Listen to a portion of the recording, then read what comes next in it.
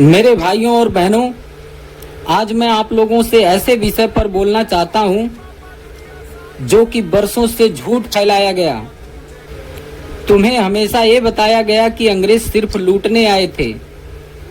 कभी ये नहीं बताया गया कि तुम देश के करोड़ों शूद्रों और अशूद्रों की हालत अंग्रेजों से पहले कैसी थी।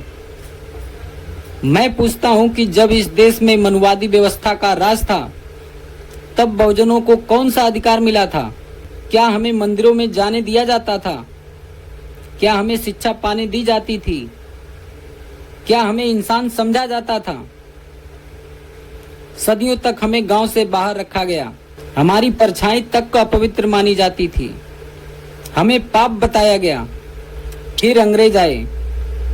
मैं ये नहीं कहता कि अंग्रेज देवता थे, वे भी अपने स्वार्थ के लिए ही आए थे।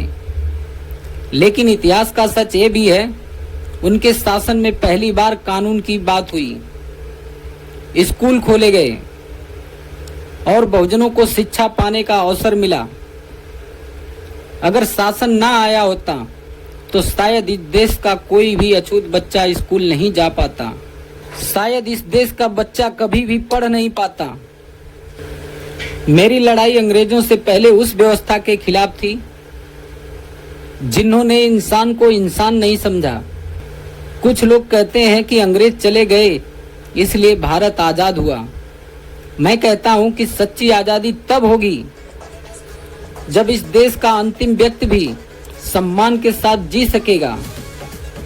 मैं चाहता हूं कि बहुजन इतना शिक्षित बने कि उसे किसी के भी सामने झुकना ना पड़े, चाहे शासक अंग्रेज हो चाहे मनुवादी।